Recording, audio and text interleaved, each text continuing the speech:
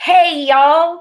Welcome to Adaptable Entrepreneurs, the show that's all about building a business that helps you live your ideal life. Because what good is it owning your own business if you can't build the life that you want? On this show, you are going to leave with real actionable advice with no gobbledygook. I talk with people who have made their own way and who have done really cool things. I'm your host, Lisa Kipps-Brown, business reimagineer and the founder of a web and marketing strategy that I started in 1996. So back in the dinosaur age of the internet. Today, I'm so excited to welcome Adam White to my show. I cannot believe you're on here, Adam. Hi Adam, there. Adam is in London, which is why we're doing the show earlier than usual. And he is the author of Motown, The Sound of Young America. He is the former editor-in-chief of Billboard Magazine and the retired VP of communications for Universal Music Group International. And correct me if I got any of that No, wrong. you're all good, Lisa. Well, Adam, before I let you get started, I was going to say I could not believe it when you and I first connected because my father was blind first, and he owned a tiny little music store here in our town. Even now, our county only has 35,000 people, so it's a Hmm. very rural area. But he owned this music company, and they subscribed to Billboard Magazine. Oh, wow. And they Right. would keep them and keep them. It was like stacks and stacks. And my sisters and I would go dig through the magazines and, cut out all the pages and the really cool photos and the posters. And we were kind of like mini celebrities because of that. Because, But- who's going to have Billboard Magazine? Right. you know, Right. it made it seem like we had some kind of connection, and of course we didn't. But that was why it was even more exciting to me when you and I connected. So now I'm going to be quiet, believe it or not, and I'm going to let you tell the audience about your background and how you built your career. Well, thank you, Lisa. It's been quite a career. Fortunate, improbable, but I couldn't have wished for a better one. And it's most of it all has been in music, Oh, largely driven by a piece of music I heard when I was young that changed my life and took me in a particular direction. But yes, I was. You mentioned Billboard, and there was another trade paper of the time called Cashbox, no longer mhm, publishing. But those two were the main sources for anyone in the music industry, particularly the record industry. mhm. And as a young music fan, I used to read the pop magazines of the day, and several of them carried American charts, and they had the name Billboard and Cashbox on them. And I used to think, well, what's Billboard? What's a Cashbox? And at the point I discovered what they were, I contacted an aunt in America and I said, "Can you find me a couple of these things? Because I'd like to read them." And she sent them over. And, you open those pages and you enter a different world. Yeah. And that's particularly true of trade magazines Mhm, because, it's business, about business. And so you're drawn into this sort of world about which you know nothing. You don't know who the people are. They're not household names, mhm. but they essentially run and build stars.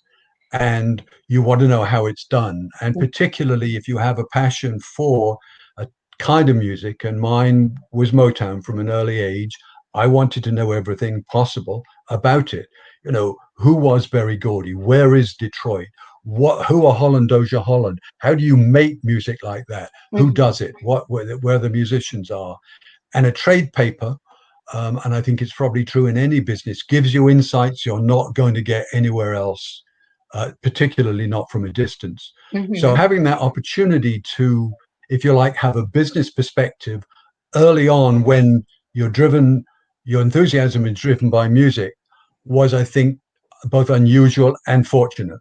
Yeah. And so at the point where I got a job, my first job in life was, believe it or not, working in a record store. In How old are you? let me see, I would have been about 18 at that Okay. point. So were you In still in school or had graduated?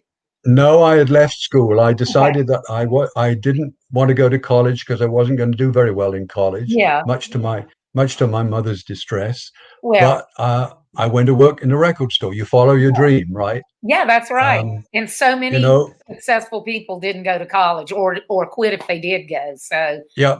yeah, so And so that opportunity to work in a store, you might just think, well, I'm selling records to people who mhm, want music.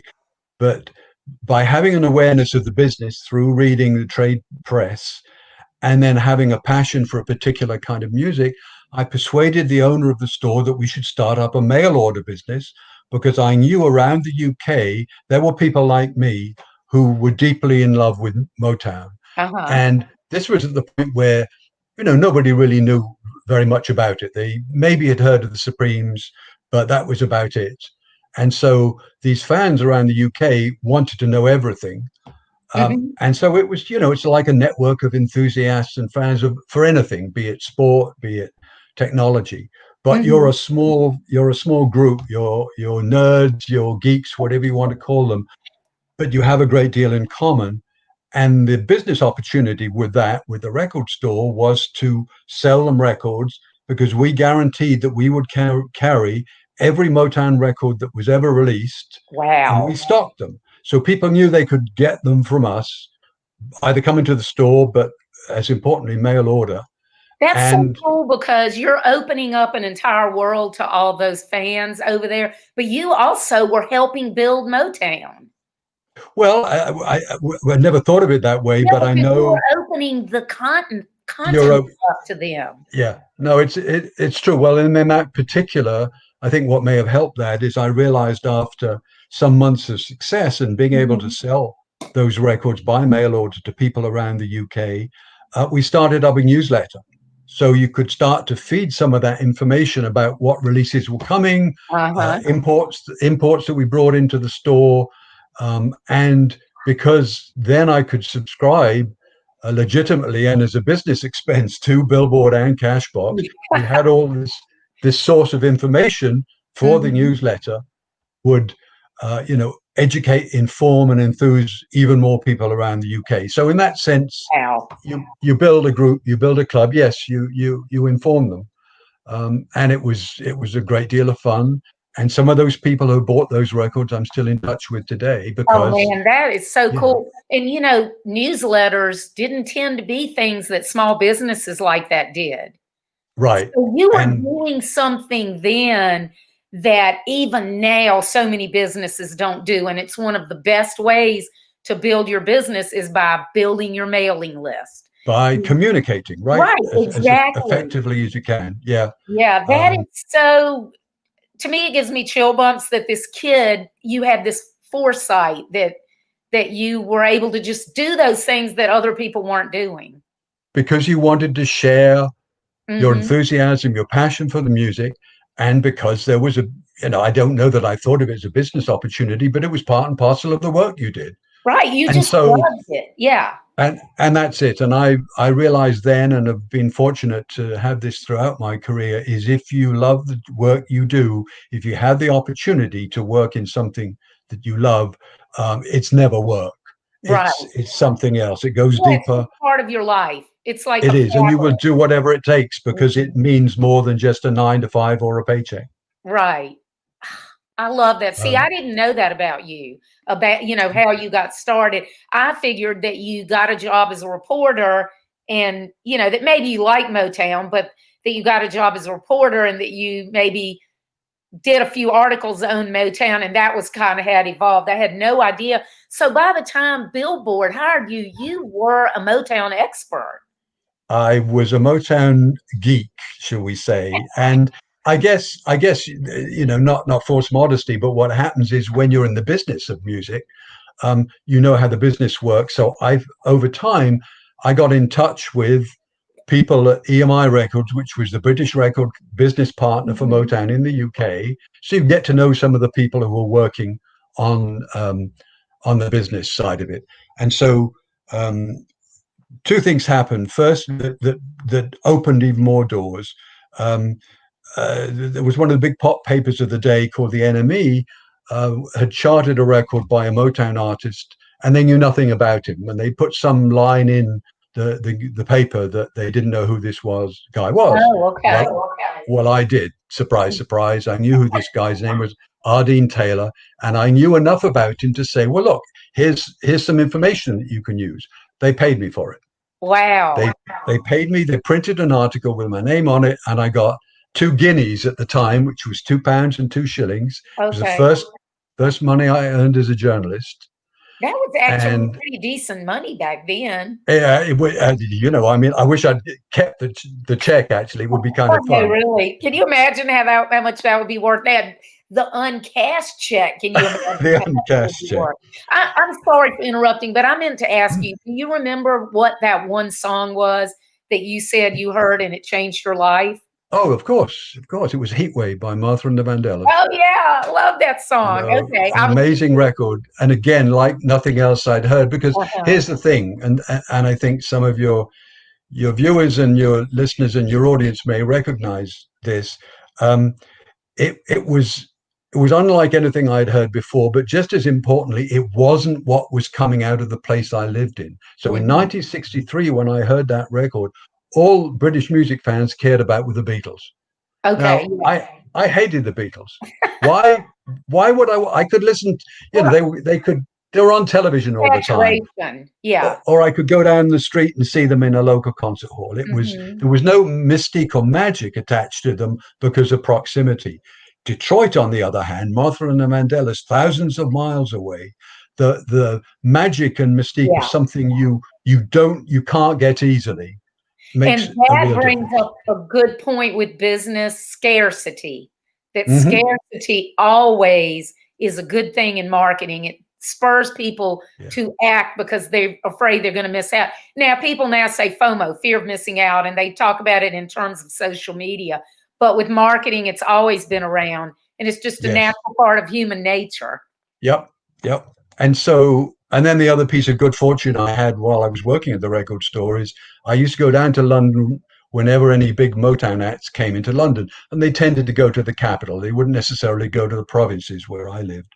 Mhm. Well, I went to see a show in central London with Gladys Knight and the Pips and a Motown singer called Chris Clark. And Mhm. after the show, I went down the road to a pub on Shaftesbury Avenue. And who should be in the pub but a guy called Barney Ales? Oh And my Barney God. Ales was the vice president of Motown Records at that point.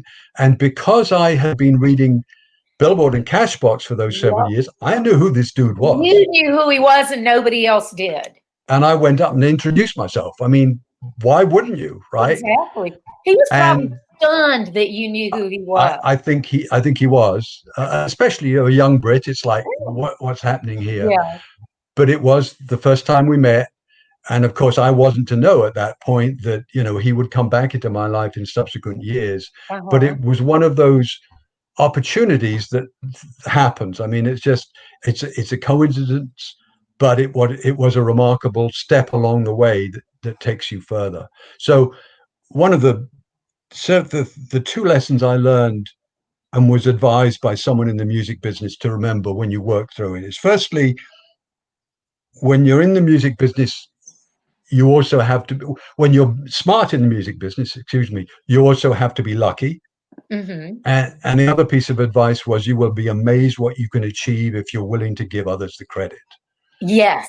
Yes. And Too many people just want it all to be about them, and the more you can help other people, the more you end up helping yourself. they stay with you for decades when that Mhm. happens. They will remember, and if they can, they'll be part of your life forever. So those early moments when it seems random, depending on how you deal with it, can change your Yeah. life and inform your life in subsequent years. That So is just such a cool story. You need to write the book of the story of your life. Seriously, well, Adam. I mean, it's fascinating and it's a great entrepreneurial story. Like I told you earlier, I always tell people, even if they're an employee, their career is their business. They are yes. still an entrepreneur. They have to position themselves, market themselves, become an expert at something. And so your story is so great because it really illustrates that. It's got lessons for entrepreneurs and also for employees. So, Well, I think what something that relates to that is when I became a journalist, and my father had been a journalist, so it wasn't entirely okay. an alien thing to Hmm. me, but I didn't do that until several years of working.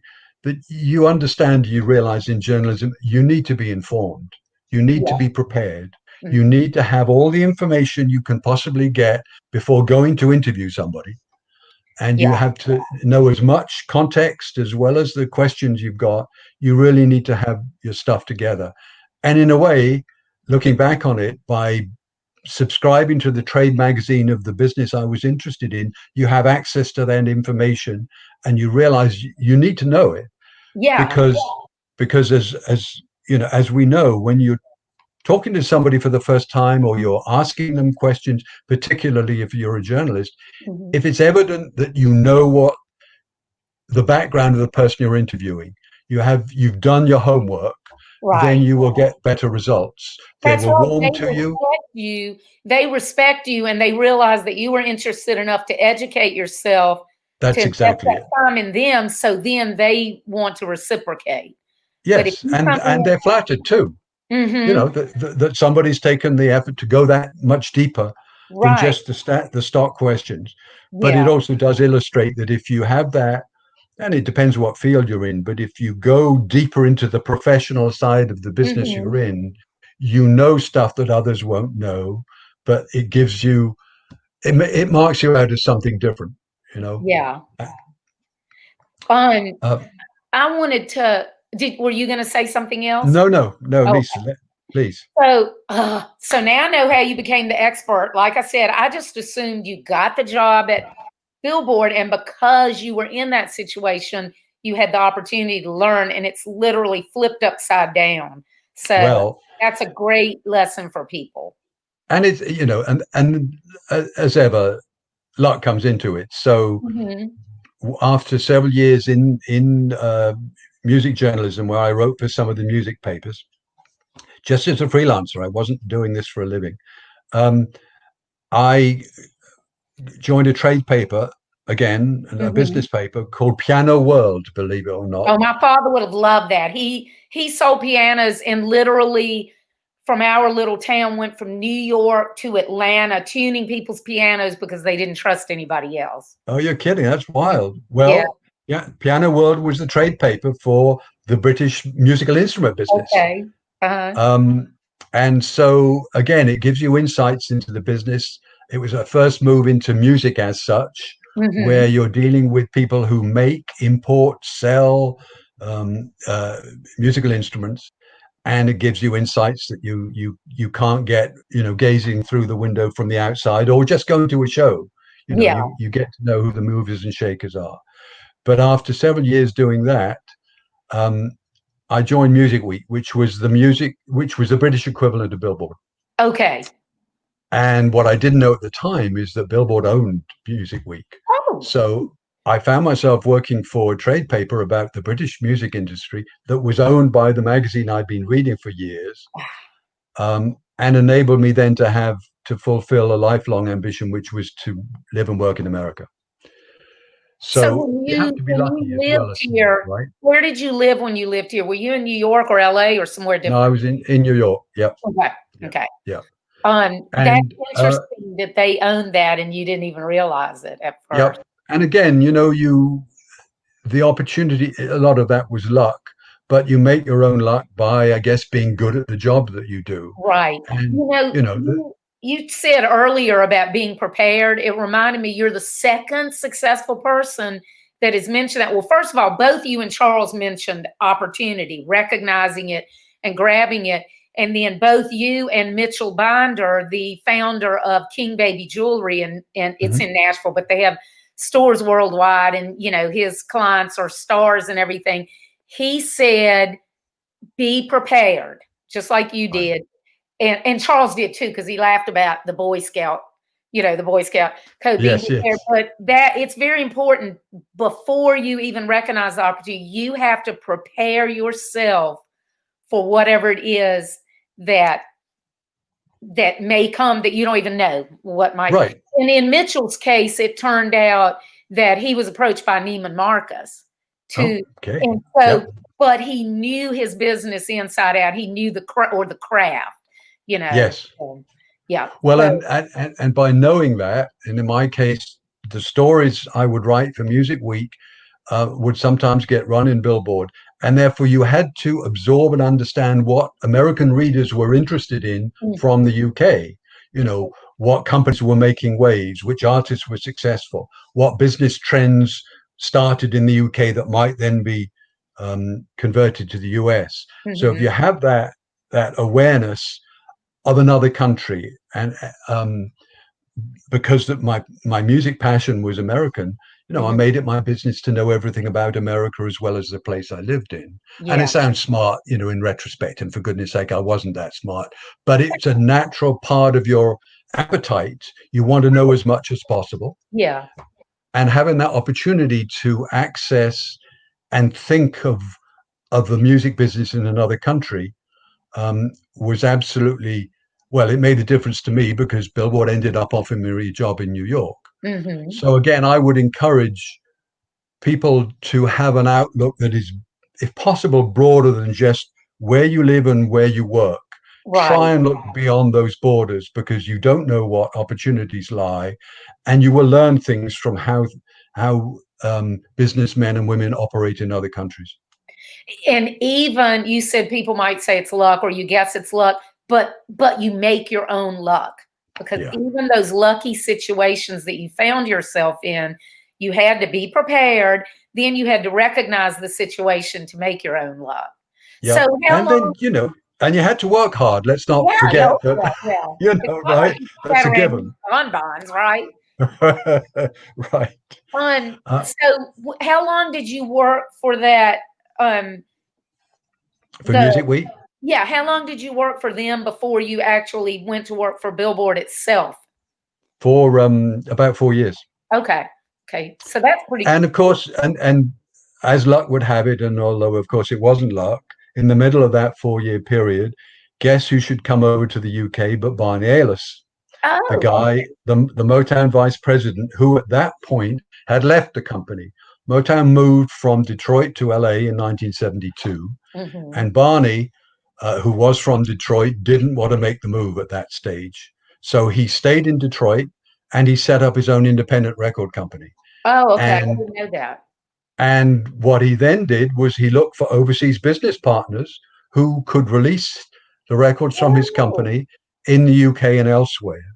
And so he came over to London at one point, 1975, to speak to people at Decca Records, which was a big British Oh, record yeah, company, yeah. which was about 300 yards away from where my office at Music Week was. Mm. So a friend in Decca said, "You'll never believe who's coming in to see us. Come on down and meet Barney Ellis." And I said, "I think I've met him before." Uh-huh. So again, that opportunity that I was given to meet Barney in the pub in London when I was a kid came back when I was a journalist, and writing about him and writing about his company in a trade paper I did have him chill bumps. service.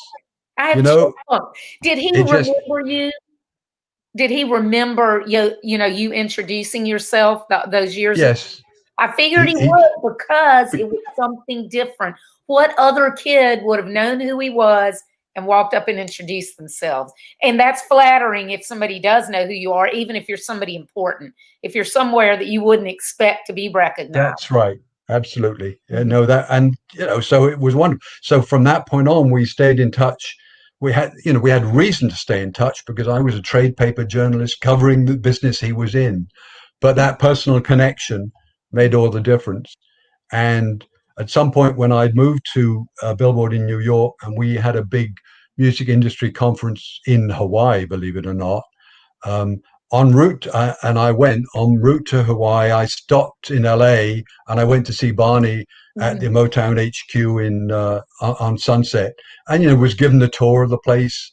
And at that point, I was I was in my mid 20s, and you think you're smart, but you walk into a place that Motown, even the one in LA, you're walking into heaven. You're going into your dream has sort of come true to have that opportunity to Yeah, do it. So, there's if you have a passion, you and get rewarded like that, it's quite remarkable. I can't imagine. And you're in your 20s. So Yes. was he back with Motown by then, and he'd moved Yes, out? by then that's right. He rejoined them in 1975. Berry was having a bit of trouble with the business and wanted someone who he could depend on. And he knew Barney. Barney had worked for him for the best part of 12 years. And Barney was And the one that knew the business end, right? yes, Barry was exactly. more the creative and the Yep. visionary, and Barney was the one that made sure the bills got paid. Yes, exactly. He collected the money and got the records Yeah. played. Yep. Okay. That was it. Yeah. So yeah, again, good fortune, but being prepared and knowing who these people were and Hmm. what they added made a huge amount of difference. But again, that passion for the American business, particularly when I had an opportunity to cover it firsthand, um, you're not working, you're having a ball, you're meeting people, you meet the guys who founded Atlantic Records, you meet any kind Uh-huh. of people, uh, and it's the backroom believers that those are the ones who in a sense inspire, because you know what they've achieved Hmm. behind the scenes, and their stories are all the more interesting. And they're also the stories that the readers of trade papers want to know. You know, your story reminded me of somebody else I met this week. But I was in Nashville with Steve Sims, my coach and mentor, and he always arranges, for us to meet successful entrepreneurs. And one of the Mhm. people that spoke with us was Connor Blakely, and Connor I think he's only 20. I don't think he's 21 yet, 20 or 21. He was 14 when Steve was introduced to him. Steve Good was told, Lord. you have to meet this kid. He is the expert on Gen Z, and 14-year-old. But Connor was obsessed, was fascinated with social media and the fact that companies had no clue how to communicate with his generation. They Right. literally, it's not only a different language, it's like a whole different planet, Yes. because they're the Yes. first truly digital native generation. Yes. And so he took that fascination and he has built it into a business. He works with the biggest companies in the world, consulting to them on how they can, market to and attract his generation. It's Mhm. amazing. Mhm. Very Mhm. similar to what you did. Just saw something that was really fascinating and interesting. And what generations today have, to a far greater degree than anyone of my age had, was access to information on a global scale because of the Mhm. internet. I mean, I used to, Billboard and Cashbox were weekly physical trade papers. I used to have to wait for them to come in the mail. Yeah. Now you can get that sort of information in a heartbeat, and you Yeah. have it from the world. So the volume of information and the opportunity it gives you to learn today Mhm. is so much greater than ever before, but it also requires you to learn that much more. If you're going to get Yeah, somewhere, you need to know even more, because exactly. everyone has access to that Yeah, I was information. gonna say now it used to be if you didn't know anything, but now it's like if you don't know the deep dive nuggets, because Yes. anybody can go to Wikipedia or Yep. just read the first several matches on Google and they think they know it when what they're Yep. reading might not even be true, much less the nitty-gritty details. So Yes. it's not enough anymore to just know the things at the level you would have known. Now you have to know way more. And people get Yes. lazy now. Yep. Adults, everybody, even reporters, people that do it for a profession, they get lazy. And because it's so easy, they're like, click. And, we all know that. But yeah, that's a Right. really good point. I'm glad you said that. Yeah. No, it really has. I'm very conscious of it. It's particularly, I can go online now. I can find back issues of Billboard digitally Mm-hmm. in a heartbeat. Back in the day, how could I do that? I could maybe go to the library, Yeah. but that was the only way you could get that and understand and learn. So the Mm-hmm. opportunity today are so much greater, but so is the pressure to learn, to understand deeply, Mm-hmm. and to be able to interpret what you understand too, what Yeah. what you learn. So did you and Barney stay in touch all those years, or how did the book end up coming about? Oh yes, we stayed in touch. I mean, how could I not? I It know, was really. it I was gonna say it you're crazy was if you didn't. it was something. So yes, we stayed in touch. Any opportunity I had to see him, in LA because I would go to LA quite frequently. I would take, but we lost touch for probably the best part of 15 years or so after he left Motown, which was in 1979. Oh, okay. So I was working in the US in New York at that point, but he left Motown, and actually he went to work for Elton John, and he ran Elton John's record company, and I knew people at Elton's company, in Mhm. particular a guy who subsequently became Elton's manager, a guy called John Reed. So again, it's who had worked for Motown in the UK years before. It can be a very small world, Yeah. um, and so, but if you can maintain those contacts, it's very helpful. It's useful. And besides that, when you're in that business, you want to. It's a natural appetite. It's not Yeah, something because you you have to have be those told things to in do. common. Hmm? You have those things in common, so Yes, you're just genuinely interested in each other. yes. Yeah. So, and then particularly some years later, when I crossed to the dark side, as I put it, when I went from journalism to communications, when I became a PR man, Hmm. um, I, Universal at that point had become the owner of Motown Records. Berry had sold it in 1988 to Okay. MCA, and after a couple more transactions, it ended up in the hands of the company where I was working. So, that connection never leaves you. And I had continuing opportunities to stay in touch with the people who knew Motown, Yeah. the ones who worked there. So it's been part of my life for a great many years. So how Um, did you and Barney end up deciding to write the book? What was the impetus for that? well, it was something I'd been wanting to do for many years, but the impetus, in truth, was Barney's son Brett, who knew me, who knew my enthusiasm and passion for Motown, and he called me one day out of the blue and said, "Look, I don't know if you are still interested in writing a book," because I at Mhm. some point must have mentioned in conversation that I was. But he said, "If you're going to do it, maybe do it now. Don't leave it too long," because Yeah. at that, Barney was getting on, and uh, you had to seize the moment. So I took that advice. I said, right, I will never forgive myself if I don't do it now. Yeah. So he and I arranged to speak. I went out to see him. I spent a couple of days in his company at home, in his home in LA, asking him every question I had ever wanted to. And it Mhm. became apparent from that conversation and from earlier conversations that here was someone who knew an extraordinary amount about the company and the business, how it worked, and the wider industry. Had a remarkable memory for detail as well as the overall context of what they did, and loved talking about it because it took him back. Yeah. So, Yeah. you know, we Memories. It we was like talking about your family. yeah, And he exactly. probably remembered things that he hadn't thought of in Well, years.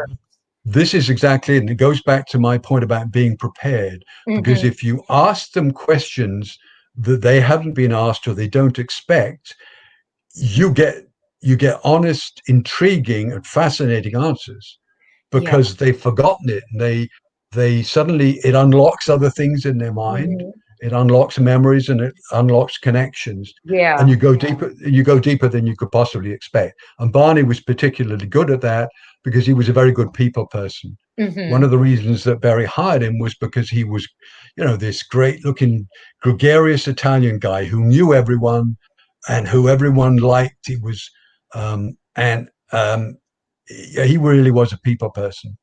So Mhm. he connected with everyone in the business.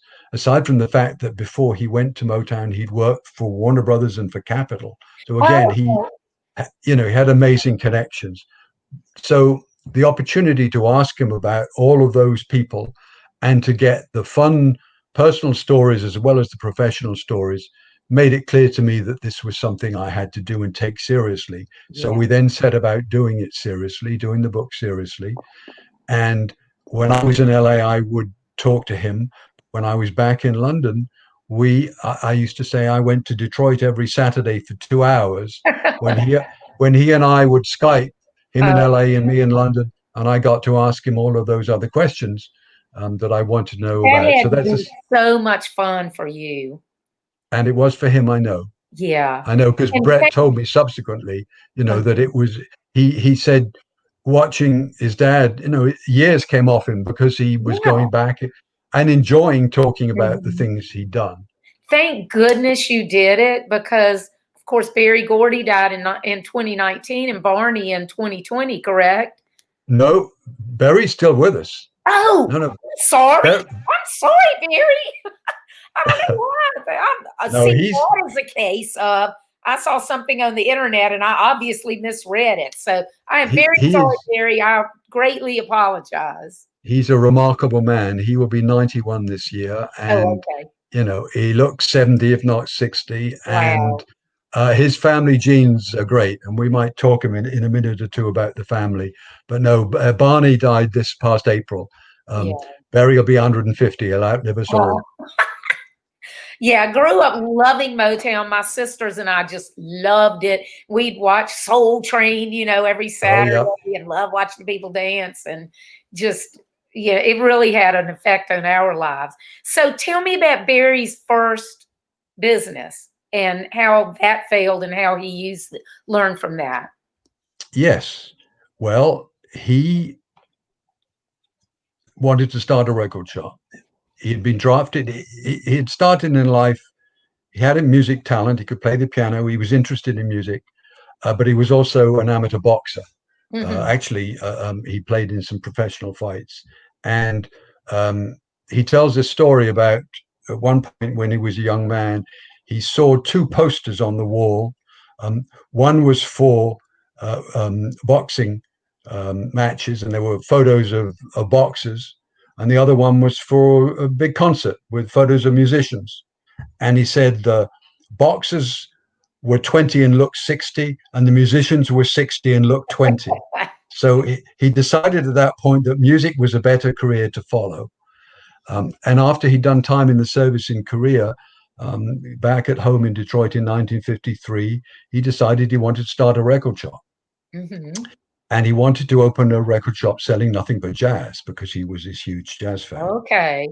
Um, and so, with some um, investment from his brother, George, and his father helped him too, borrowed some money and put some money into the business. Barry and George set up the 3D Record Mart, House of Jazz, Mm. um, in Detroit. And, it was the coolest place if you were a jazz fan. The trouble was there weren't too many jazz fans. Yes. So And pick your niche, but it's got to be big enough that you have a market. exactly. And he realized pretty soon that the customers in the part of town where he had the store were not interested in jazz. They wanted the blues. Yeah. They wanted, John Lee Hooker and Jimmy Reed and artists like that. He didn't have them in stock, and Mm. so his business for a while was in pretty rough shape until he realized the customer is always right. And if he was going to have any kind of continuing business at the 3D Record Mart, he needed to stock what people wanted, which was Mhm. the blues. And that's what he did. And he started to make some progress. But by that point, he had lost so much money that the business couldn't sustain. Yeah. So the store went bankrupt. Mm. And he took a job selling pots and pans for Guardian cookware.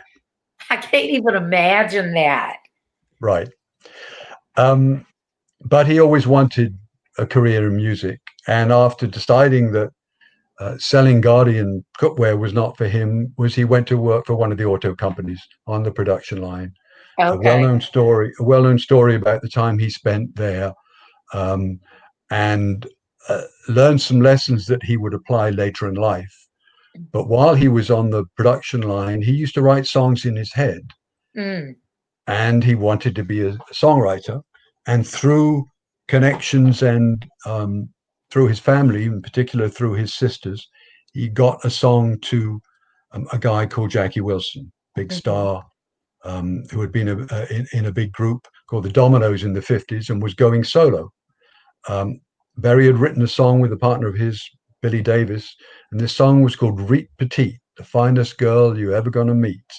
And he got that song to Jackie, and it came to be Jackie's first solo record, first Oh.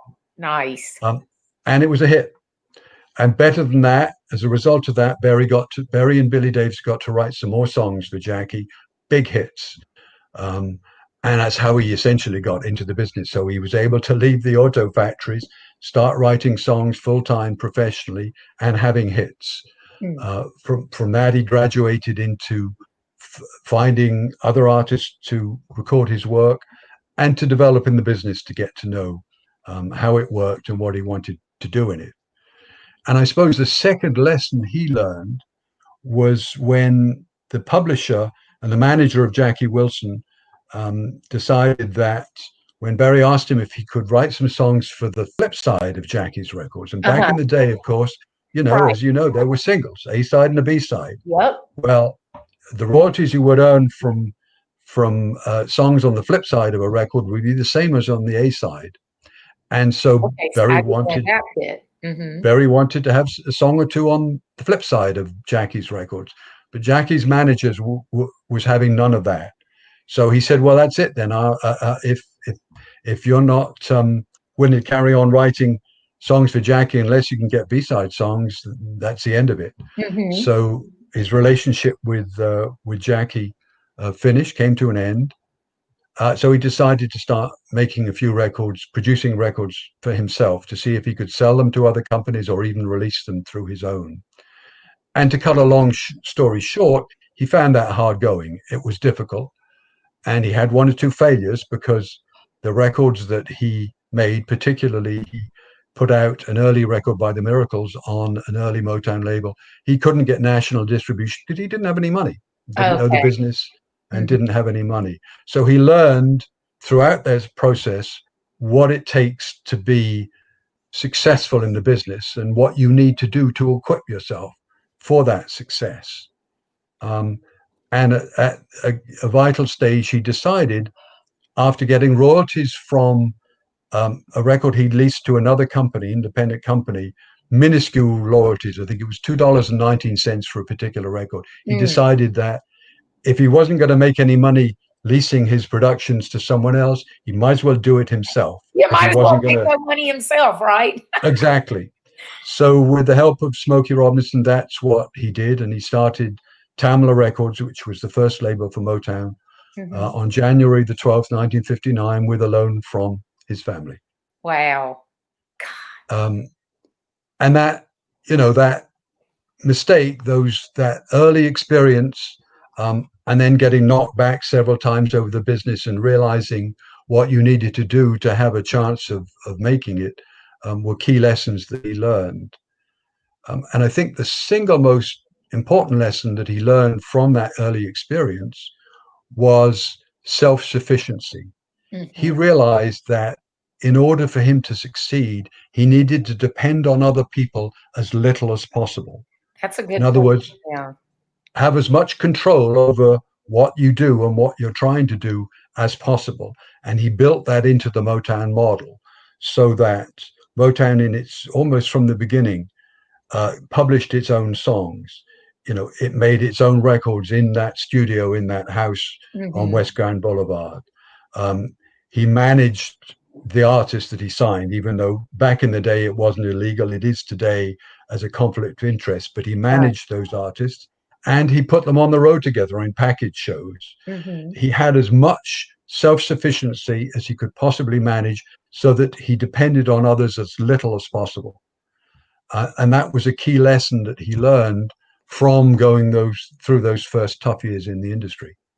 That is kind of related to like now, not the same thing, but like now a lot of people use social media platforms and everything as that's how they build their business. So a lot of companies, small businesses, don't even have a website, and Mm-hmm. they never think, oh my God, they own me, basically, because they could Right. come tomorrow and shut it down, or they could decide they're going to charge for something that's been free. So Yeah. it's kind of the same thing that Barry was like, no, I want to have as much control as As possible of my much as people. possible. Yeah. So Yeah. that whatever success or failure I have comes back to me. It's Mhm. mine.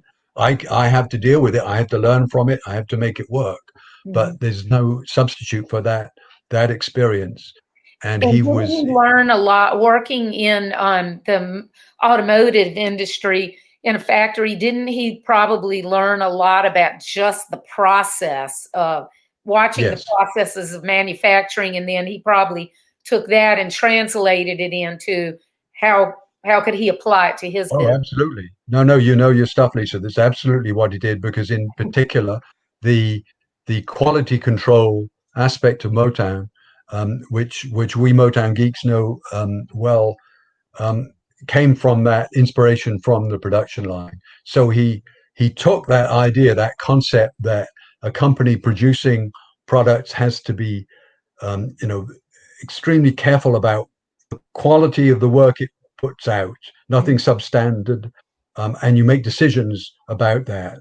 And you have everyone who works for you involved in that process was absolutely what Motown did. So every Friday morning at Motown Records in Detroit, they would have a quality control meeting where all the producers and songwriters and salesmen, all the people in the business, not the artists particularly, but the backroom believers, would sit and listen to the records that had been made, that songwriters and producers had made in a given period up to that time, to listen to them, to analyze them, to discuss them, to critique them, to vote on them ultimately, which is what's happened, because out of those quality control meetings, the votes decided what would be released and what wasn't good enough to be released or wasn't commercial enough Okay. to be released. So that quality control element had all come from his experience on the auto production line, and he put it to good use throughout the period that Motown Records was in Detroit. I love that. And that's a part of talk with me about how he disrupted the music industry. Because a lot of people now think they look at disruptors in the technology world and they think it's something new, but it's not. It's been going on forever, you know, when the car replaced the horse and buggy and everything. But he literally disrupted that industry. So talk to Yes. me about that and how what he did and the effect it had on the industry as a whole. And he did it by stealth in a way, because for the first, pretty much the first 5 years of Motown, I call it prologue, from 1959 to 1964, they were learning. They Mhm. were having some hits, they were making mistakes, they were figuring out what worked. But in 1964, it all changed because the Supremes blew up. Yeah. And they had over a 2 year period, or less than 2 years, from 64 to 65, five number one hits in a row. and they Wow. were and they were doing this at the time when America was deeply in love with the Beatles. Mm. The British invasion was in full swing, but on the other side, from Detroit, were coming these Motown records, these number one hits, this extraordinary output of what we can call pop music or pop R&B, black music. And it has many terms, Mhm. but they literally came out of nowhere, because at that point, nobody in the industry really knew or cared about Motown They just or ignored Detroit. they ignored them, right? They probably were They like, ignored "Oh, it. yeah, whatever." They're just wannabes and it's just, they'll go away. Exactly. And the key to that, and one of the reasons that Berry had the time to learn and make mistakes, was because Detroit was not a big music industry city. It Mhm. was a huge music town. All the big stars used to come in and play Detroit, Sinatra, Garland, Ellington. It was an amazing city because it was a prosperous city thanks to the Mhm. auto business. So people bought records, people went to see shows, but as a music industry center, it was small beer. Yeah. And so he had the time to learn, make mistakes, and figuring out how to make the company work away from the big centers of New York, Chicago, Nashville, even LA at that point. So when Motown started having big hits in 64, it was like, who are these guys? Where did all of this come from? And that they were doing it um, so effectively and immediately, caught the industry by surprise. Mhm. But Gordy had put in the time. Yeah, he had invested all of those years. It didn't happen overnight like it appeared to happen. And one of the key elements of that too was Barney Ales, Mhm. because one of the, I wouldn't say a failure, but something that disappointed very early on, was a particular record by the Miracles that didn't get to number one. It only got to number two Oh, yeah. on the charts. And he decided at that point that he needed help. He needed somebody who could make those sort of things happen, could get a record to number one. He knew Barney Ales at that point, but he brought Barney in on staff. Mhm. Barney joined Motown Records as the head of sales. And because of Barney's experience in the industry up to that point, working for general companies like Capitol and Warner Brothers, he knew everyone in the business. He knew everyone in radio, he knew everyone in distribution and retail. So at a stroke, all of that expertise and content came into Motown and helped build the company for the point when it exploded musically Yeah. with the Supremes. He could hit the So ground running.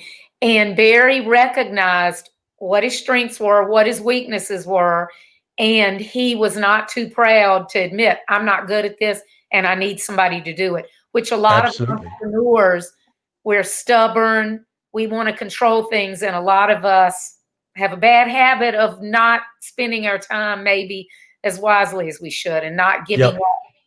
So And that's that was a crucial thing for Motown because it meant that Barney could get the records played and you could get the company paid because he knew how the business worked.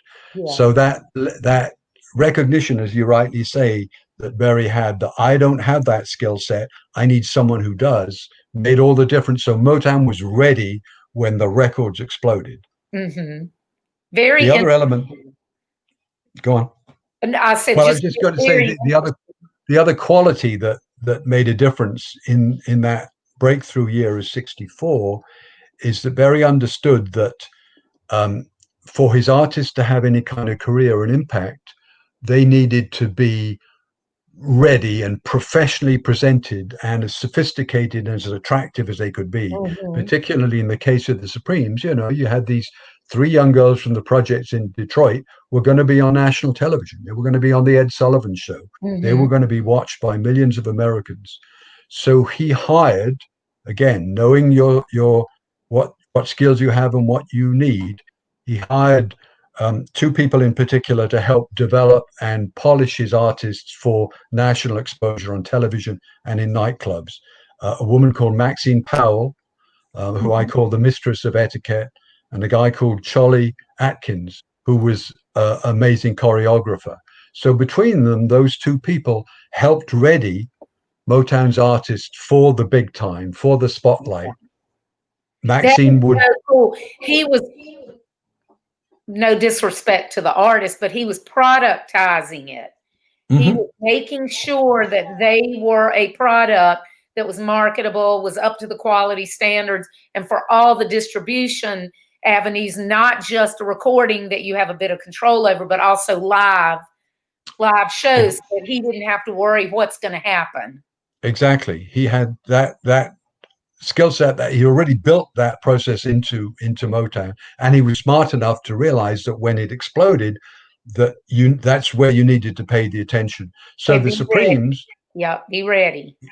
they were ready. That's it. Be ready. And so when the records happened, they could go on the Ed Sullivan Show, and that made a difference because then you're being seen by tens of millions of Yeah. Americans who heard the music, who saw these three great-looking girls, and who were attracted to them. And Sullivan was smart enough to know that he had something that people wanted to see. So Mhm. all of the Motown artists went through that process, what was called artist development, to Okay. make them as attractive, as sophisticated, as polished as they could be, and ready for the market, and I ready love not only for television, but ready for nightclubs. it. So Hmm. Gordy started putting his artists into America's nightclubs, which gave them careers over and above the hit records. Yeah. So this was one smart dude. God, he really was. It's just such a cool story. I want to ask you, what was maybe the most surprising thing that you learned or uncovered when you were writing the book? Most surprising, or just the most, uh, Yeah, well, no, I guess, yeah, most surprising, I guess. illuminating. Yeah. I think it was the degree to which Barry didn't care where you came from or your background was, what color you were, if you could do the job, Mm, if you had the skills he needed, and also if you had the right attitude. Um, and so he was able to staff up his company with people capable of doing the job rather than any preconception about what, who you were, what your Mhm. connections were, what your background was. Just do the work, and have the skills.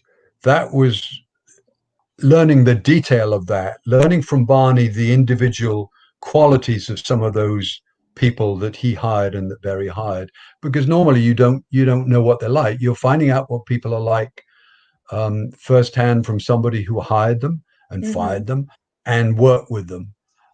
That's when I learned how critical were what I call the backroom believers to that company. So Yeah. the people who are not the faces of the business, but who make it work, and Mhm. how essential they are to the success of everything. And you have to know, some people can't do that work. They want recognition. They want to be out there to be Yeah. seen. Yeah. You need to have a balance of people who can be your your shop windows, so to speak, but then the ones who work behind the scenes who are effective. Yeah, and a lot of Gordy times understood that. and it is important to get the behind the scenes people that aren't in it so much for the glory, because those people usually are in a way, the most important ones, that things couldn't happen without them, but they know that they aren't the public, they're not like, look at me, me, me. And so, a lot of them, I'm sure, a lot of the most talented writers and everything out there, nobody knows their name, but the Right. people who are important in the industry know their name. Yes.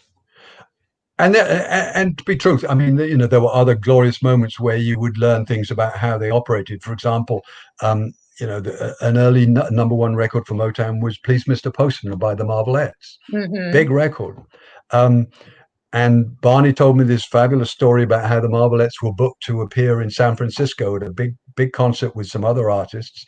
But Motown couldn't afford to send all five girls to San Francisco. Yeah. So he sent the lead singer, and they rented four girls to Oh sing my behind God. her in San Francisco. And nobody knew. Nobody knew. And you're Yeah. never going to hear that story from the Marvelettes. I don't Oh, blame you. But exactly. Yeah. but that sort of inside information makes a Motown geek, makes your heart throb. That's really cool. Kind of the fake it till you make it thing. Yep, And it absolutely. shows, if you're out there and you're an entrepreneur, it shows that everybody goes through the same things. It Yes. has its own idiosyncrasies depending on your industry, but every entrepreneur has the same kind of problems, and you just have to figure out a way to make it work. Yeah.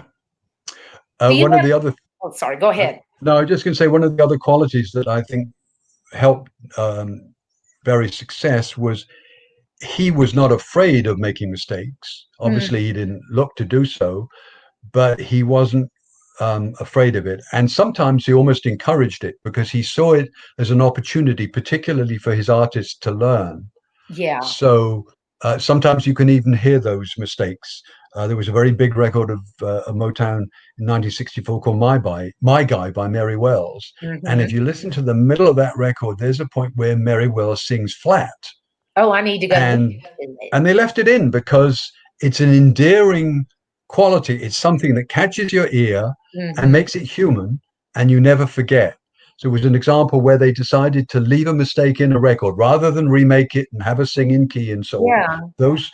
That smart ability to recognize what makes certain things human was also important. There was another big record by Stevie Wonder, Fingertips, where you hear it's a live record and you hear some guy in the background as a record is, the song is going on saying, what key, what key?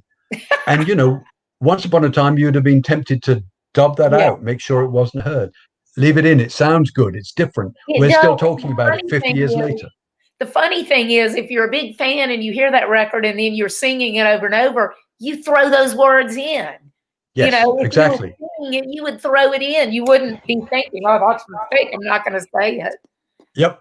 That is, I Yep. love it, and that kind of goes along with video and stuff like that now. Where I tell my clients, people don't want slick marketing things. They want authenticity, and they want people to be real. They want you to Yes. use real language and talk to them like they're human. And the more of a human connection you can make with them, the more likely they are going to be to want to work with you or to buy Yeah. from you or whatever. They don't Yep. want And they would be loyal to that for that reason, yeah. because you're human, if you like. Yeah, because you're human, you're not just this big corporate facade. Yes. Yeah. That's really interesting. I didn't know that at all. Now I have to go back and listen to those songs. Really cool. Right. Do you have the book there? Funny you should mention that. Yes. You mean this? You mean Okay. this one? Man, look how thick that is. Wow. And Yeah. it's full of photographs that have never been seen, right? Right. Well, some of the great ones are from Barney's collection, because he kept photos from the time. He's got a photo from that visit to San Francisco. So he's got someone with Gladys from the Marvelettes, Eddie Holland, and himself, and that show. But Cool. yes, it's those pictures. There were quite a few that thrilled me, but in particular, and this came from London. In 1965, Motown sent over a package tour of its artists to the UK to do a tour, and the first gig was in London, in a theatre in North London. Now I was in Bristol; I couldn't see it. I didn't see the tour until they came to my hometown. Mm-hmm. But when we were working on the book, through another set of circumstances, I had contact with the Victoria and Albert Museum, big museum in London, and I happened to mention that I was working on this Motown book, and they said, "Oh, we have the estate. We were donated the estate of a showbiz photographer from that Oh period." my goodness. And I said, "Ooh, do tell me more." And it turned out that this guy went to all the first night openings of theatres in the West End, but also certain music shows. So I discovered, in going through the pictures, which the V&A people let me go through, that he had taken photographs backstage from the opening night of the Motown Review in London. Oh my God. And it blew my mind. And if it's possible to see, Oh so there yeah. is Wow. Diana Ross and Martha Reeves sitting in the lobby of the Finsbury Park Astoria before the show, smoking cigarettes, which of course you would never see Mm-hmm. in pictures or on TV back then. Golly. Utterly human and relaxed. You've got other pictures of, let's see if I can figure this out. There's Berry So beautiful. Yeah. directing the band, telling them what they should be doing next. You got other pictures of a couple of the Supremes asleep because they'd only flown in the night before and they were tired. Those candid shots are the ones that get you most excited, and those were the ones I was. Ones that if it were today, those are the ones that would be on Instagram. Yes, absolutely right. Whatever, because back then, of course, they were far more controlling about it. Yeah. Yeah. Golly, So I love that. That was fun. That pictures like that, and then to be able to tell the story of the backroom believers, the people like Barney, who know, people don't know his name, and not necessarily that they should, but they now know what he and people like him contributed to the single most famous record company of the last 60 years. There is no other record company that has the recognition and the brand to this day. In fact, so new is it that Motown's just announced they're going to start up a UK company this year. So it's a brand that still carries weight 60 years since he started. So they're going to be re-releasing songs, or are they going to be signing new artists? Or no, they're going to be signing young British talent to the company. So are you going to help them out? No, I'm a bit old for that. Come on. God, I am so glad that we got to meet Adam. I just, it was an accident that we met, and I'm so thankful that you were gracious enough to come on here and talk with me. Well, Lisa, it's been a pleasure. As you may know, once you get me started, it's hard to get me stop on I'm the same way. I feel like I was thinking, gosh, we could sit here and talk forever. So we're probably going to need to do another one of these on a micro topic within it, because there's just so many fascinating lessons. It's very interesting because of the topic, but there's so many fascinating lessons that can be pulled out of that for anybody today. And I think, and I love whenever you can take something that's from traditional business and Hmm. help apply it to how things are today, it helps people, especially in our age group, understand that all the internet is a tool. It's Yes. nothing new. Social media is nothing new. I say Yep. Paul Revere rode through town, or he didn't. If it were now, Paul Revere would be tweeting, "The British are coming." Back then, he Yeah. had to ride a horse and yell it because he didn't have the internet.